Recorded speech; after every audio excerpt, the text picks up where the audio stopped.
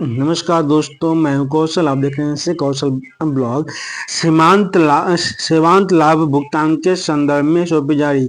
जी हाँ, एसओपी भी मतलब गाइडलाइन का मतलब है कि मानव संचालन प्रक्रिया। सीमांत लाभ के संदर्भ में सीमांत लाभ है क्या, पहले हम लोग इसको जानते हैं। सीमांत लाभ का मतलब है कि जो कर्मचारी शिक्षक रिटायर कर जाते हैं, सेवानिवृत्त हो जाते हैं और सेवानिवृत्ति के उपरांत विभाग के द्वारा जो ससम्मान उनको जीवन यापन भत्ता दिया जाता है पेंशन दिया जाता है, उसी को सीमांत लाभ कहते हैं। और सीमांत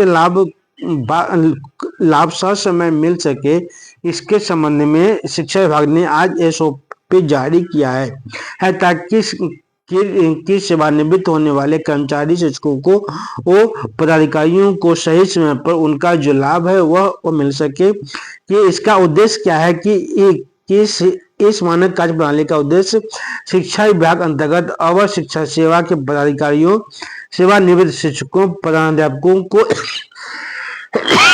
सभी प्रकार के सीमांत लाभ का भुगतान ससमय सुनिश्चित करना है। मतलब जो सीमांत लाभ है उसका ससमय भुगतान हो सके, यह सुनिश्चित करना है एसओपी के माध्यम से। परिभाषा ऐसा है कि पेंशन सेवानिवृत्ति के बाद किसी व्यक्ति को नियमित रूप से दी जाने वाली एक आवर्ती वित्तीय सहायता है। पेंशन सेवानिवृत्ति के बाद किसी व्यक्ति को नियमित रूप से दी जाने वाली एक आवर्ती वित्तीय सहायता है, जो अक्सर कर्मचारियों के कार्य जीवन के दौरान किए गए योगदान या उसकी पिछली सेवाओं के सम्मान के रूप में प्रदान की जाती है। जो व्यक्ति नौकरी करता है उसके सम्मान के रूप में उसको पेंशन के रूप में प्रदान किया जाता है। यह एक दीर्घकालिक वित्तीय योजना है जिसका उद्देश्य सेवानिवृत्ति के बाद आय और वित्तीय स्थिरता सुनिश्चित करना होता है। मतलब वो रिटायरमेंट के बाद किसी कर्मचारी को रिटायरमेंट के बाद दर भटकना न पड़े, वित्तीय के लिए पैसे के लिए उसकी के जीवन में स्थिरता बना रहे, इसके लिए पेंशन दिया जाता है। इसका विस्तार बिहार क्षेत्र विस्तार बिहार सरकार के अंतर्गत सेवारत अवर शिक्षा सेवा के पदाधिकारियों के सीमांत लाभ के भुगतान की स्वीकृति प्राथमिक शिक्षा निदेशालय शिक्षा विभाग के स्तर से दी जाती है। यानी कि प्राइमरी डायरेक्टर के स्तर से यह पत्र निकाला गया है। प्रायः अवर शिक्षा सेवा के पदाधिकारी विभिन्न जिलों में प्रखंड शिक्षा पदाधिकारी के पद पर पदस्थापित रहते हैं।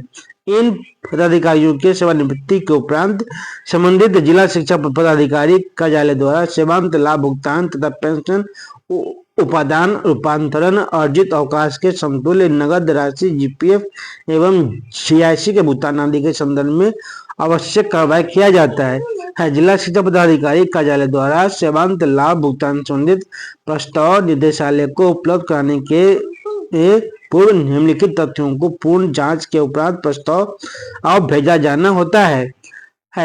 प्रस्ताव क्या है, जांच करना क्या? प्राथमिक शिक्षा निदेशक 1 to 8 वर्ग के सेवानिवृत्त सहायक शिक्षकों, प्रधानाध्यापक के सीमांत लाभ संबंधी पेंशन उपादान रूपांतरण, अव्यवत उपार्जित अवकाश की स्वीकृति जिला कार्यक्रम पदाधिकारी बिहार के स्तर से किया जाता है।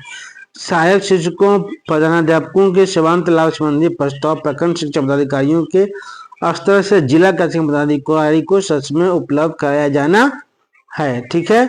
अब है सेवानिवृत्ति उपरांत थे सीमांत लाभ।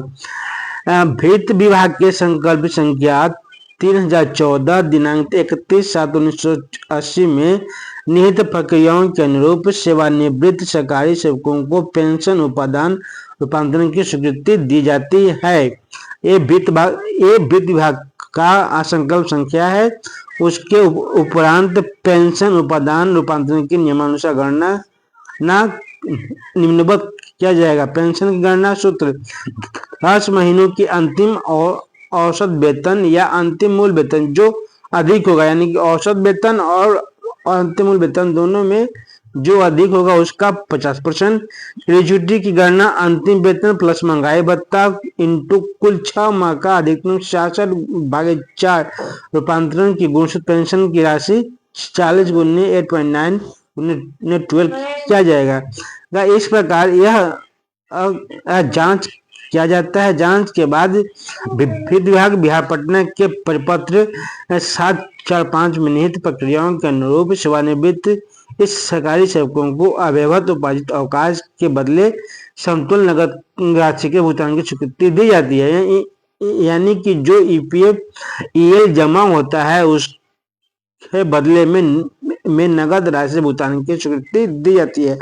अर्जित अवकाश ईएल के नगदीकरण की गणना का सूत्र क्या है कि मूल वेतन प्लस महंगाई भत्ता तक उन्हें 300/30 यानी कि 300 उपार्जित आय जमा होता है तो मूल वेतन प्लस महंगाई भत्ता को जोड़कर सेवानिवृत्ति की तारीख पर प्राप्त होने वाला अंतिम मासिक वेतन को होता है। 300 दिनों की सीमा कर्मचारी के लिए अधिकतम 300 दिनों की अर्जित अवकाश का नगदीकरण किया जाता है। इस प्रकार का कर्मचारी का जीपीएफ का गणना किया जाएगा, कुल मासिक योगदान का गणना किया जाएगा, अब ब्याज की गणना, अनिवार्य सामूहिक बीमा जीआईसी की गणना, समूह बीमा जीआईसी गणना और इन सारी इस चीजों को ससमय गणना करते हुए पेंशन के वित्त विभाग खास संकल्प के अनुसार पेंशन कागज के वांछित स्थान पर चिपकाए गए संयुक्त फोटोग्राफ को सक्षम विभागीय प्राधिकार द्वारा अभिपान कर भेजा जाएगा, जिन पर पदाधिकारी का नाम अंकित होना चाहिए। पेंशन पत्र के साथ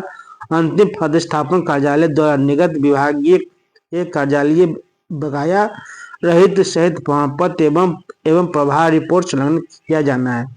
और शिक्षा सेवा बिहार शिक्षा सेवा में प्रोन्नत हुए पदाधिकारी जिनका पदस्थापन नहीं हुआ वैसे पदाधिकारियों के लिए पेंशन प्रपत्र के साथ महालेखाकार से होगा।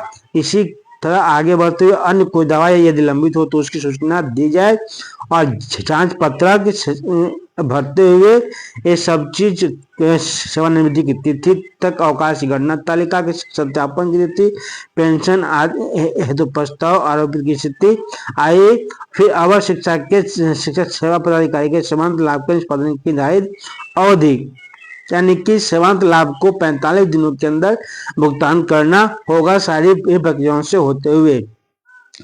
सेवानिवृत्त सहायक शिक्षक प्रधानाध्यापक सीमांत लाभ के लिए ये जो है क्या है खाज का विवरणी सीमांत लाभ नियमावली पेंशन नियमावली 1950 निष्पादन हेतु वेद प्रक्रिया सेवानिवृत्त सहायक शिक्षक प्रधानाध्यापक के सीमांत लाभ संबंधी अभिलेख 45 दिनों के अंदर इसको पूरा करना होगा सक्षम पदाधिकारी जिला कार्यक्रम पदाधिकारी और उक्त इन सभी चीजों को पूरा करते हुए यानी कि सीमांत लाभ का जो पत्र निकला है वो 45 दिनों के अंदर पूरा करते हुए सभी भी जो रिटायर होने वाले कर्मचारी हैं शिक्षक या अवर शिक्षा सेवा के जो कर्मचारी हैं पदाधिकारी हैं उन सबों को और रिटायर मतलब सेवानिवृत्ति के 45 दिनों के अंदर उनको सीमांत लाभ का लाभ प्रदान करने के लिए आज एसओपी जारी कर दिया गया है और इस एसओपी के जारी होते ही यह लागू हो गया है और जो भी शिक्षक या पदाधिकारी शिक्षा विभाग के जो पदाधिकारी सेवानिवृत्त होंगे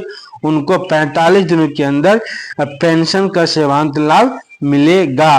तो आपको यह कंटेंट अच्छा लगे तो लाइक कीजिएगा, कमेंट कीजिएगा, अधिक से अधिक शेयर कीजिएगा। आप हमारा वीडियो यदि फेसबुक पर देख रहे हैं तो सब्सक्राइब फॉलो कर लीजिएगा और यदि यूट्यूब पर देख रहे हैं तो सब्सक्राइब कर लीजिएगा। आप देख रहे थे कौशल ब्लॉग।